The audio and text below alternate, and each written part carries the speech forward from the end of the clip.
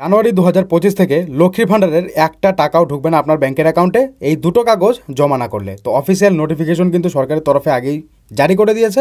নতুন বছর পড়ার আগে অবশ্যই এই কাজগুলো সেরে ফেলুন যদি এখনও বাকি রয়েছে। এখানে দেখতে পাচ্ছেন গভর্নমেন্ট অফ ওয়েস্ট বেঙ্গলের তরফ থেকে এই যে নোটিফিকেশন, এই নোটিফিকেশনে পরিষ্কার মেনশন করা আছে। তো এটাই আপনাদেরকে দেখিয়ে দেবো যে আপনারা কি করবেন এবং কোথায় জমা করবেন। তো সমস্ত বিষয়টা জানাবো আজকের ভিডিওতে, অবশ্যই লাস্ট অবধি দেখবেন, অন্যদের শেয়ার করে জানার চেষ্টা করবেন। সবাই যেন আপডেট সম্পর্কে জানতে পারে, যেন প্রত্যেকেই নতুন বছর থেকেও নিয়মিত টাকা পেয়ে যেতে পারে। ভিডিওটিকে অবশ্যই লাস্ট অবধি কন্টিনিউ করবেন এবং পরিবারের সঙ্গে বন্ধুর সঙ্গে শেয়ার করে সবাইকে জানানোর চেষ্টা করবেন।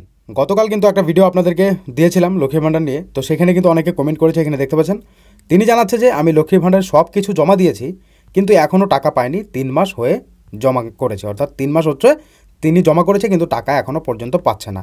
এমন সমস্যা প্রচুর মানুষের রয়েছে। আমি নতুন লক্ষ্মীর ভাণ্ডার জমা দিয়েছি, 4 মাস হয়ে গেল, মেসেজ ঢুকেছে, টাকা ঢুকেনি। তো তারও ব্যাংকে টাকা ঢুকেনি কিন্তু SMS পেয়েছে, ঠিক আছে। এরপর তিনি জানাচ্ছে যে 1200 করে ঢুকতো কিন্তু 2 মাস ধরে 1000 টাকা করে ঢুকছে কেন।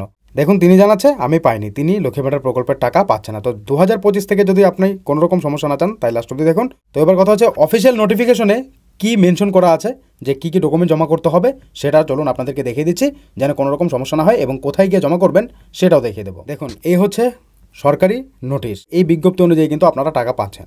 Government of West Bengal, women and child development, social welfare department, Bikash ভবন।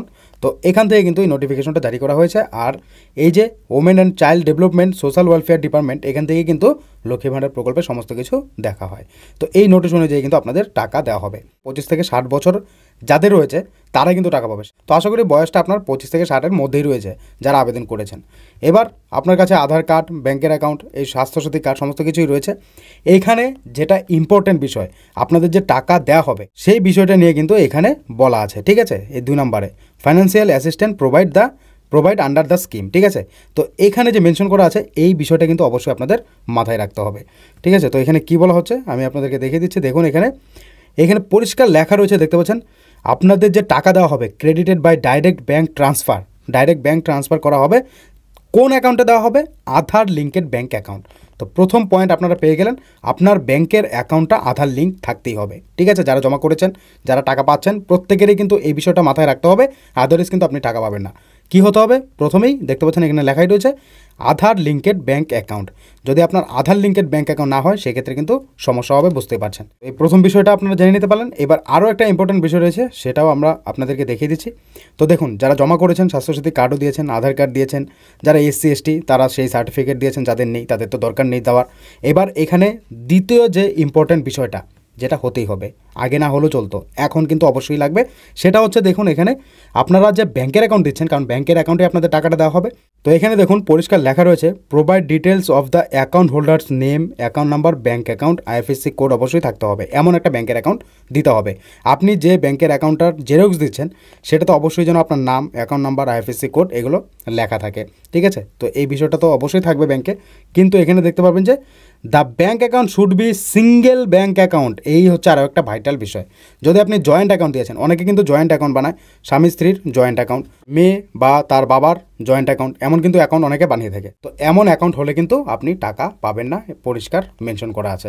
আপনার নামে অ্যাকাউন্ট হতে হবে, যে আবেদন করেছে তার নামেই অ্যাকাউন্টটা হতে হবে। অ্যাকাউন্টে IFSC কোড অবশ্যই থাকতে হবে। তো বুঝতে পারছেন, প্রথমেই কিন্তু বলে দিয়েছে আধার লিঙ্ক অবশ্যই হতে হবে। দ্বিতীয়তে কিন্তু এখানে মেনশন করা আছে সিঙ্গেল ব্যাঙ্ক অ্যাকাউন্ট হতেই হবে। তো এই দুটো ভাইটাল বিষয়, এই দুটো জিনিস যদি আপনার কোনো রকম সমস্যা থাকে, দুটোর থেকে যে কোনো একটা, তাহলে কিন্তু আপনার টাকা আটকে যেতে পারে। তো এখান থেকে বুঝতে পারছেন। এবার অনেকেরই প্রশ্ন থাকতে পারে আমি SC হওয়া সত্ত্বেও, আমি সার্টিফিকেট জমা দেওয়া সত্ত্বেও কেন টাকা পাচ্ছি না? তাহলে আপনাকে কী করতে হবে? আপনি যদি গ্রামের হয়ে থাকেন VDO অফিস, ঠিক আছে। যদি আপনি শহরে হয়ে থাকেন তাহলে চলে যাবেন SDO অফিস, বুঝতে পারছেন। গিয়ে আপনি কি করবেন? আপনার SC ST সার্টিফিকেট, সেটা আপনার স্বাস্থ্যসাথী কার্ড, ব্যাংকের অ্যাকাউন্ট, আধার কার্ড, ভোটার কার্ড, এই সমস্ত কিছু জেরক্স নিয়ে পুনরায় জমা করে দিন। এবার আর যারা টাকা পাচ্ছেন না তারা স্ট্যাটাস চেক করুন কী দেখাচ্ছে। যদি সেখানে অ্যাকাউন্ট ভ্যালিডেশন এরর দেখাচ্ছে তাহলে অবশ্যই আপনারা আবারও পুনরায় সমস্ত কাগজপত্র, যেই সমস্ত কাগজপত্র দিয়েছিলেন জমা, সেগুলো নিয়ে আবার যদি গ্রামের হয়ে থাকেন তাহলে চলে যাবেন ভিডিও অফিসে, আর যদি শহরের হয়ে থাকেন তাহলে চলে যাবেন এসডি অফিসে, ঠিক আছে। সেখানে গিয়ে আপনি অবশ্যই জমা করে দেবেন, আপনার সমস্ত কাজ হয়ে যাবে। জানুয়ারি থেকে যদি টাকা পেতে চাইছেন তাহলে এইগুলো কিন্তু অবশ্যই মাথায় রাখতে হবে, আদারওয়াইজ কিন্তু আপনার সমস্যা হবে। কারণ এখানে দেখতে পেলেন এই যে অফিসিয়াল নোটিফিকেশন এখানেই পরিষ্কার মেনশন করা আছে।